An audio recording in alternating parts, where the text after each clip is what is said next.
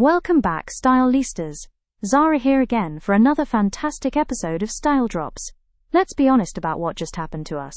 Somewhere around 2015, interior design collectively decided that the pinnacle of sophistication was making your home look like a Scandinavian dental office. Everything was white. Or grey. Or that unfortunate hybrid greige that somehow managed to be both colours while committing fully to neither. The design equivalent of ordering a plain bagel with a side of tepid water. We stripped our walls of personality, our floors of character, and our souls of joy, all in pursuit of that elusive clean aesthetic. And for what? So our homes could photograph well for an audience of strangers who'd scroll past in 0.3 seconds while sitting on their own sad beige couch. The farmhouse trend didn't help either. Oh sure, it started innocently enough. A little shiplap here, a black pharmacy lamp here, and galvanized bucket there. Suddenly, everyone's home looked like Joanna Gaines had broken in and held their color palette hostage. Live, laugh, love wasn't just a suggestion, it was apparently a legally binding decorating mandate, and heaven help you if your pillows weren't a perfect triangle of white, cream or gray, with that one rogue inspirational quote that is doing absolutely none of the heavy lifting. But here's the thing about design trends. They're like a collective cultural pendulum, and that pendulum was wound so tight in the direction of bland that it was bound to snap back eventually. And snap it did. Enter warmth, texture, color that actually registers on the visible spectrum, the audacity. We're seeing the return of earth tones that actually look and feel grounded. Rich terracottas, warm chestnuts, deep clay browns that make you want to curl up with a book instead of compulsively checking if you got fingerprints on your white console table. Browns are back, people, and they brought friends. Rust, ochre, sienna, and that delicious burnt umber that makes everything look like it's been gently toasted to perfection.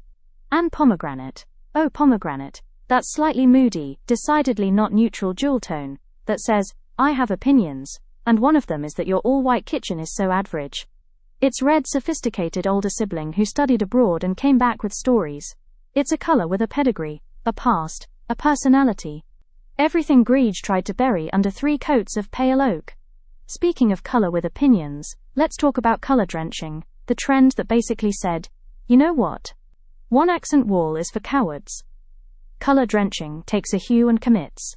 We're talking walls, ceiling, trim, sometimes even the floor if you're feeling particularly unhinged.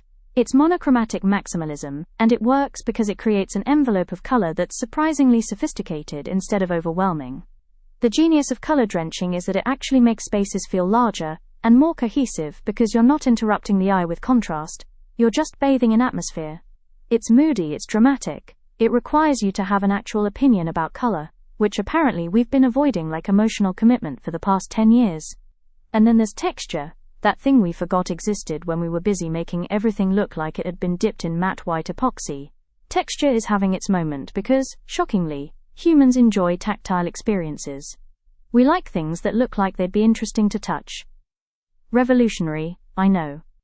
We're seeing the return of materials that have actual character. Aged leather that creases and patinas. Linen that wrinkles unapologetically. Wool that pills and we don't even care because it looks rich and cozy. Velvet is everywhere, and not that crushed velvet nightmare from the 90s. We're talking proper, plush velvet in those jewel tones that make you want to pet your furniture. Or maybe that's just me. Rough-hewn wood is back, but not that distressed farmhouse stuff that looked like it had been attacked by a belt sander. We want wood that looks old because it is old, or at least old-ish.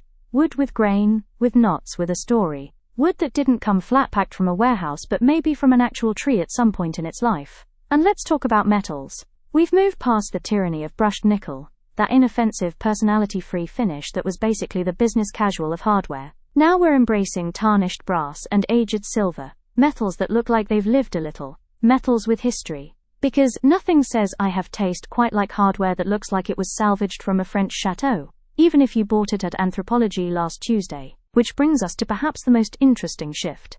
The return of heritage furniture, and the desire for pedigree in our interiors. After years of buying everything new from West Elm's perpetually on-sale section, people are rediscovering that furniture with a past is infinitely more interesting than furniture from a fulfillment center. We're talking about pieces with provenance, or at least pieces that look like they have provenance. Antique dressers, vintage leather club chairs, Persian rugs that have seen some things, mid-century credenzas that your grandparents would recognize. The goal is to make your space look collected rather than purchased, curated rather than ordered in bulk. This isn't about being precious or pretentious, though it can veer that way if you're not careful. It's about creating interiors that feel like someone actually lives there.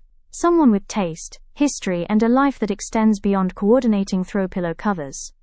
The beauty of heritage pieces is they provide instant depth and gravitas to a space. One good antique can anchor an entire room and make everything else fall into line. It's the design equivalent of wearing vintage jewelry. It just elevates everything else you're wearing, even if the rest is from Target. This is tasteful maximalism, modern heritage. We're layering again. We're collecting again. We're putting things on our walls that aren't just a single piece of oversized abstract art. Now it's about vintage primitive style paintings. Rich tapestries, and yes, you guessed it, Gail found some good ones on Amazon, so DM her below if needing links to the leather chair or the tapestries.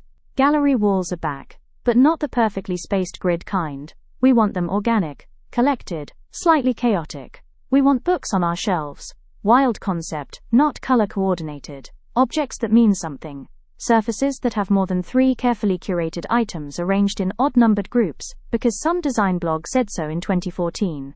What this all means, if you're keeping score, driving this shift back to warmth and personality, part of it is simple pendulum swing. We got so far into minimalism that we forgot why we have homes in the first place. They're supposed to be comfortable, personal, reflective of who we are, not what an algorithm thinks will photograph well. Part of it is generational. Millennials and Gen Zs are inheriting or thrifting from their parents and grandparents furniture, and discovering that, hey, this solid wood dresser is actually nicer than anything they could afford new. And it has character. And it didn't require destroying a forest of particle board to manufacture. And part of it is just exhaustion. We're tired of bland, we're tired of safe, we're tired of homes that look like they're staged for sale, even though we actually live in them. We want spaces that feel lived in because, plot twist, we live in them. So the bottom line is that the return of warmth, texture, and actual color to home decor isn't just a trend. It's a collective sigh of relief. It's permission to have opinions about color again. It's the acknowledgement that timeless often just means boring, and that's okay because nothing is actually timeless anyway. So go ahead, paint your walls that mossy green you've been eyeing, buy the tarnished brass hardware, layer in that vintage rug, mix your woods, embrace the brown. Your home should look like someone with a pulse lives there. Not like a surgical suite decorated by someone whose only personality trait is neutral. Welcome to the great warmth of color. Finally, your space needs to tell a story. The story is you, and it is waiting to unfold within your space. Until next time, stylistas, and please like, subscribe, and leave a comment about what you would like to see here on Style Drops.